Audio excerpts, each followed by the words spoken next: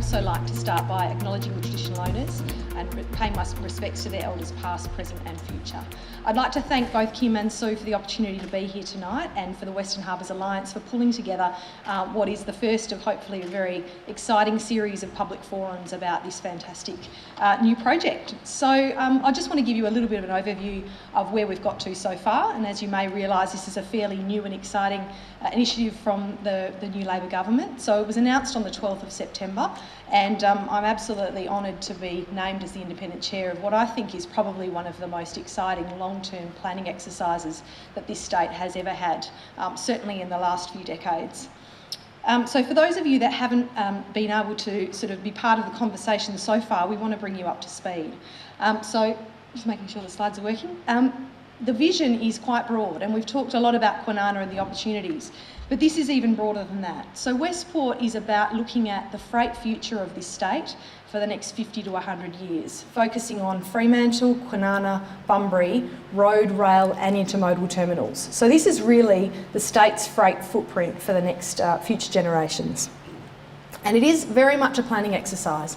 It's looking at how we, I suppose, consolidate what we have and make sure that we protect what we need for the future generations to come.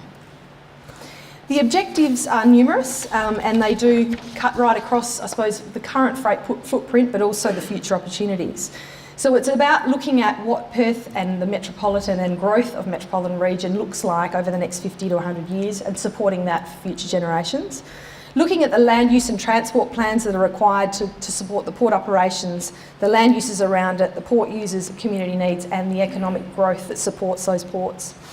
Looking at the implications from a commercial perspective for the future infrastructure at the port. It also looks at the industrial areas, so intermodal sites, but also other industrial areas that are adjacent to the network and technology parks that are about future economic development opportunities and jobs. Looking at the capability and compatibility of port and landside development with the environment. And the environment's something that's been talked about a lot, and this is about getting to the heart of making sure that balance is right between growth and protection of the environment. And number 6 is really number 1 through 6, which is about engagement. And our view is that this project will only succeed if we bring everybody with us on the journey, because the answer, whatever that is in terms of what needs to be built, will be a partnership between industry and government over time. And there's a lot of current investors and landholders in the market already who want to do things with what they have, and this is an opportunity to give them the certainty to start to do that. So in terms of our governance, we're growing out of a government structure. So our governance at a steering committee level is a government steering committee. So we have 6 key agencies that are overseeing our work, which I'll take you through in a tick. And then the chairs, so they're the directors general of those six agencies and the chairs of the Port of Fremantle and the WA Planning Commission. And then we have a number of other feed-in groups, which I'll just take you through now. So our state agencies are listed there. Not sure if you'll be able to see from there, but quickly if you can't, we've got the Department of Transport, Fremantle Ports and Planning Commission, as I said, the Department of Lands, Planning and Heritage, the Department of Premier and Cabinet, Jobs, Tourism, Science and Innovation, Treasury and Water and Environmental Regulation. So they're all the key departments that we need to make sure are in the tent in terms of the planning work. And what that's ensuring is that we stay on track in terms of scope, time, budget, and that we're resourced from across government to be able to answer the questions we've been asked to answer in the 2-year timeframe. That group is really there as a governance committee to oversee our process. But the group that we're really going to be drawing on a lot more is what we're calling the reference group. And the Western Harbours Alliance will be one of those members, and they will be one of the fantastic conduits we have to the broader community, but they'll also come through a range of other key partners. So they're different peak bodies, so obviously Chambers of Minerals and Energy, Chamber of Commerce, we've got the Freight Council there to represent some of our industry operators. We've got different university presences through CUSP and through Patrick, which are the Planning and Transport Research Centre. The Kwinana Industries Council, which is a hub of operators in Kwinana. We've got operators around livestock. We've got a group of local governments that sit along the entire freight network. So we're looking from the northern metropolitan area right down to Bunbury, and we've got a group of local governments with representation now across that whole footprint. The unions will be part of our reference group, shipping companies, some current investors, stevedores. We've got a number of research bodies like the Marine Science Institute, the Cockburn Sound Management Council, our WA Road Transport Association. So you get the flavour that this is a very broad cross-section of different groups that we need to be making sure are inputting into our process. The way that group's going to work is they're going to feed into us. So we've got a lot of planning work to do that will come into a number of work streams to answer the questions that we've been given. And every group that's got information or resources will be given the opportunity to participate in that process. So as we sort of go through the process, if you think you have something or you know of research work that's been done or there's expertise that you have access to that you think could benefit our work, please let us know and I'll explain how to do that in a moment.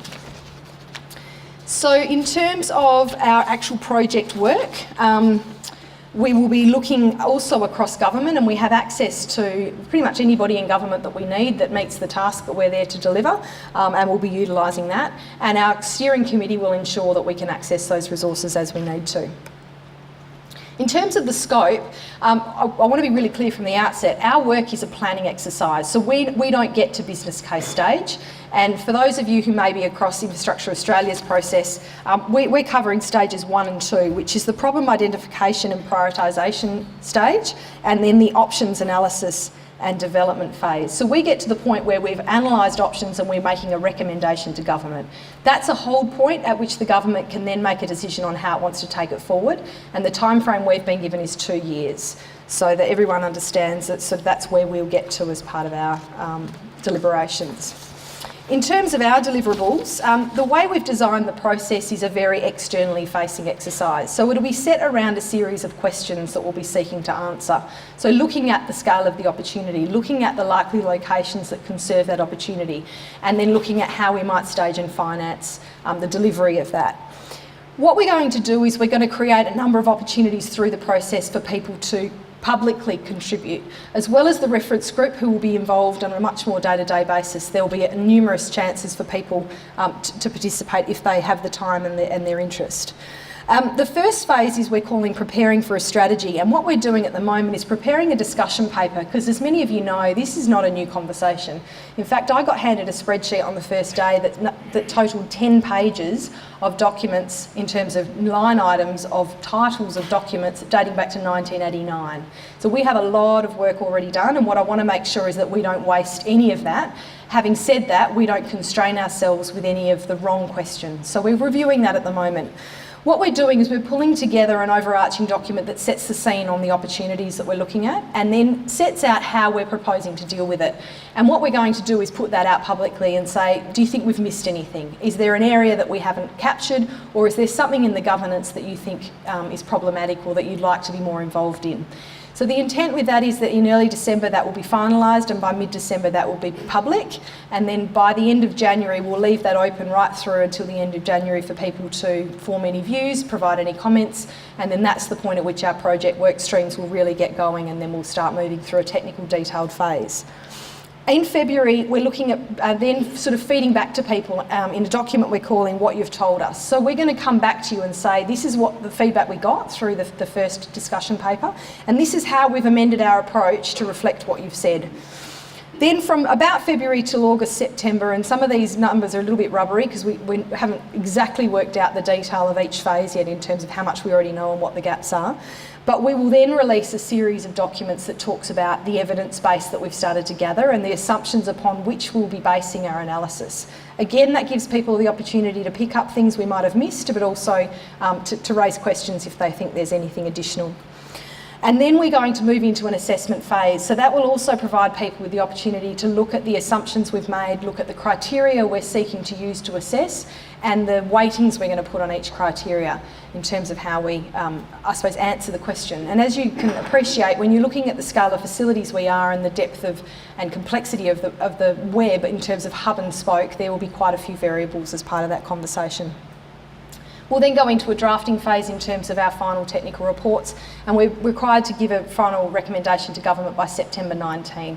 Now initially people said to me, oh, that's so far away, you know, it should be sooner. But when you understand the scale of what we've been asked to do, this is a massive exercise in understanding what we've currently got, where we want to go, and how we get there. And one of the exciting things I think for us, unlike other states in Australia, is we have a huge amount of land assets that sit next to both Bunbury and Kwinana ports. And this provides us with new economic development opportunities that other ports don't have. So we really want to make sure we get those right and that we're factoring those into the process.